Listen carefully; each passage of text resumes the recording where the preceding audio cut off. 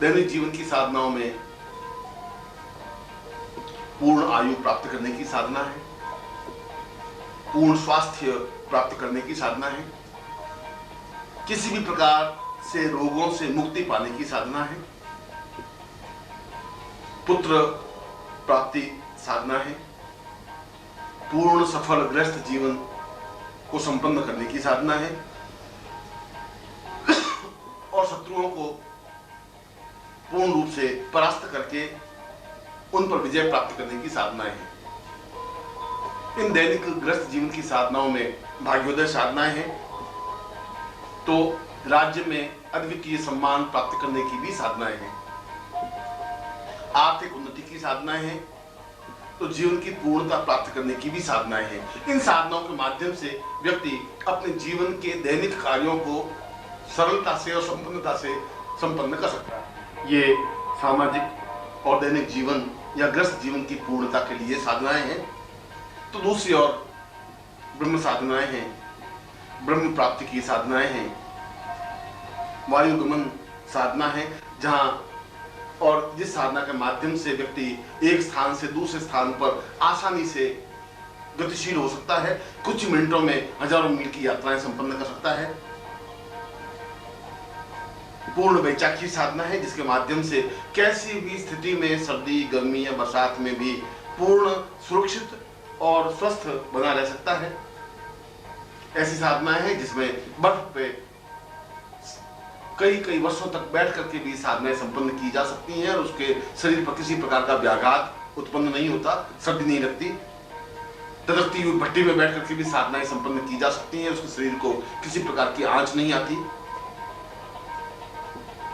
श्रेष्ठतम अप्सराएं साधनाएं हैं, जिसके माध्यम से अप्सरा सामने नृत्य करे और पूर्ण धन, वैभव, यश, सम्मान, पद प्रतिष्ठा प्रदान करे।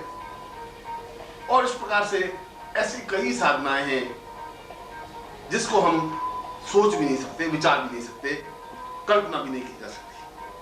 अपने 7 फीट के शरीर को, 6.5 फीट के शरीर को केवल 1 इंच के या एक सूत भर मच्छर के आकार का शरीर बनाया जा सकता है और कहीं पर भी आसानी से प्रवेश किया जा सकता है। और यदि हम अपने शरीर को चाहें कि 50 फीट लंबा चौड़ा बनाना है तो बनाया जा सकता है। जैसा कि रामायण में वर्णन है कि जब लंका विजय के लिए हनुमान समुद्र पर जा रहे थे तो सामने जो राक्षसी आई और उस सुरसा ने ज्यों-ज्यों सुरसा ने अपना शरीर बढ़ाना शुरू किया, हनुमान ने भी अपना शरीर बढ़ाना शुरू किया। सुरसा 20 फीट की लंबी चौड़ी हुई तो 25 फीट के हनुमान बने, वह 30 फीट की बनी तो हनुमान 40 फीट के बने, वह 50 फीट की बनी तो हनुमान 100 फीट के लंबे चौड़े व्यक्ति बने। और उसके बाद तुरंत एक मच्छर के आकार का रूप धारण करके उसके शरीर में से होते हुए बाहर निकले। यह तो हमने रामायण में पढ़ा।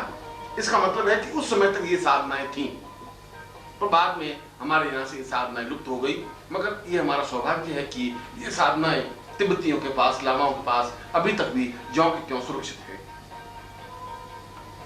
उन साधनाओं के माध्यम से हम जैसा चाहें शरीर का आकार कर सकते हैं, छोटा, बड़ा, लंबा, चौड़ा, पतला, मच्छर के आकार के हम अपने रूप को धारण कर सकते हैं। ऐसी भी साधनाएं हैं जिसके माध्यम से हम ब्रह्मांड के किसी कोने में सशरीर जा सकते हैं और वापस लौट सकते हैं। ऐसी भी साधनाएं हैं जिसके द्वारा हम यहाँ बैठे बैठे हजारों मील दूर की बातें सुन सकते हैं या देख सकते हैं। ऐसी कई साधनाएं हैं और सबसे बड़ी तो उसमें प्राण चेतना साधना है, जहां मरे हुए व्यक्ति में वापस प्राण चेतना दी जा सके या शरीर का रूपांतरण किया जा सके या अपने शरीर में से प्राण निकाल करके दूसरे मुर्दा शरीर में प्राण दिए जा सके और उसको जीवित किया जा सके।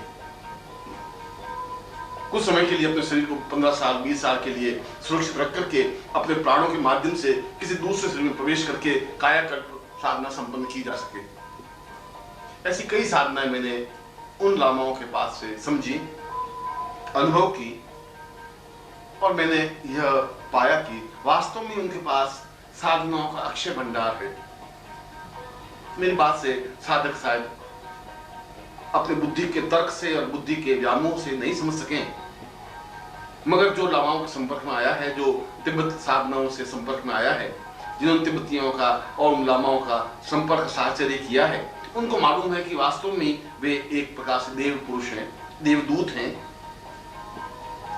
जो अपने आप में अद्वितीय हैं। साधनाओं के माध्यम से भी, प्रेम के मामले में भी, स्नेह के मामले में भी, सामीप्यता के मामले में भी और एक दूसरे की सहायता करने के मामले में भी। मुझे उनके साथ रहने का, उन गोम्पाओं में समय व्यतीत करने का अवसर मिला और मैंने अनुभव किया कि उनकी दीक्षा पद्धति अपने आप में एक विचित्र दीक्षा पद्धति है।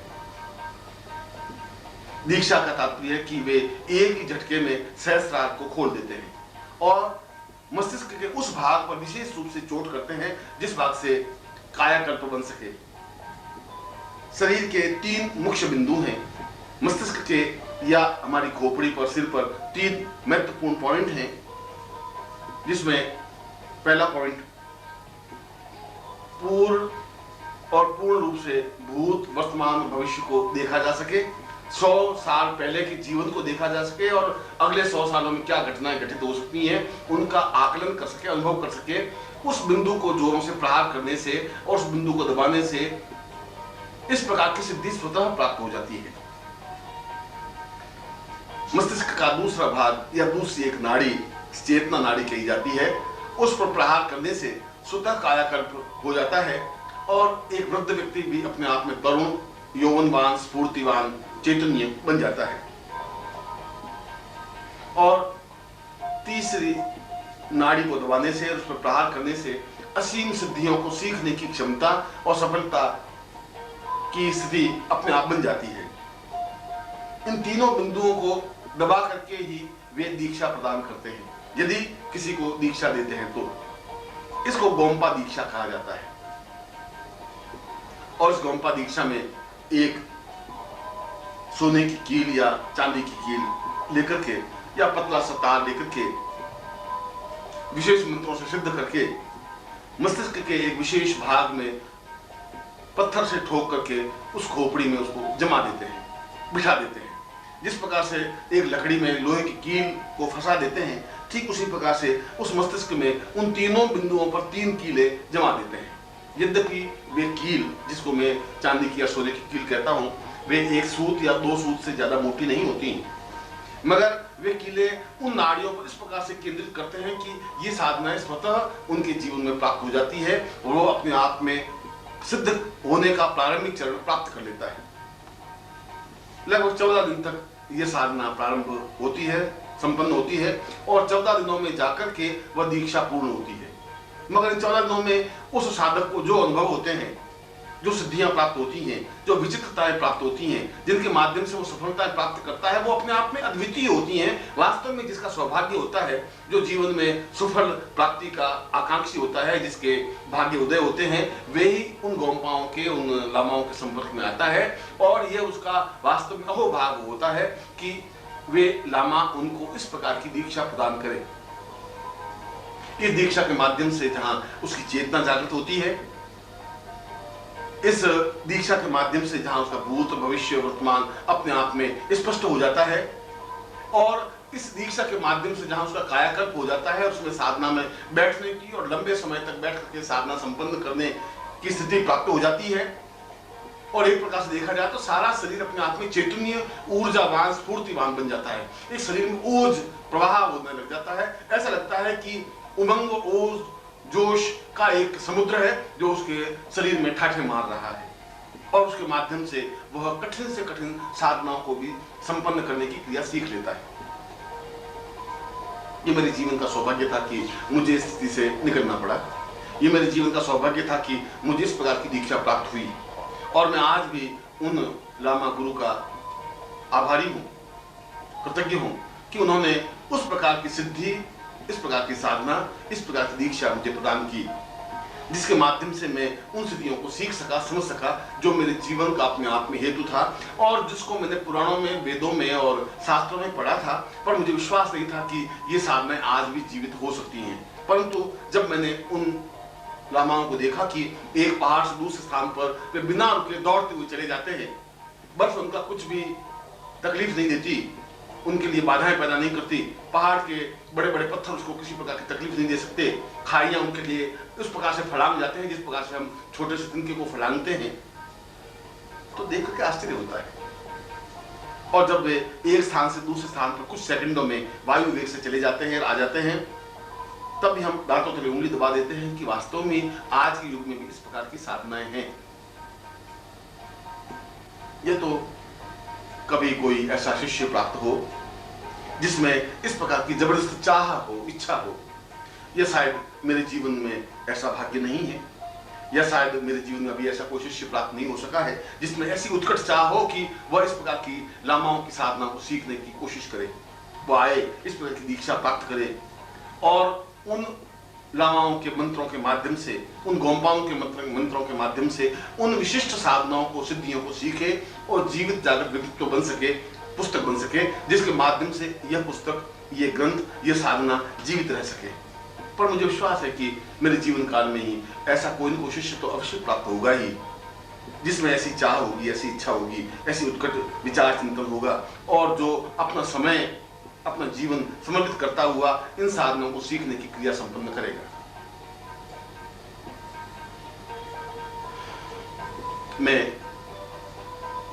अपने जीवन की इन घटनाओं की गहराई में नहीं जाकर या लामाओं के साथ उन गोंपाओं में किस प्रकार का मुझे आनंददायक जीवन व्यतीत करने का अवसर मिला, मेरे जीवन की उन घटनाओं को यहाँ स्पष्ट करने का समय नहीं है।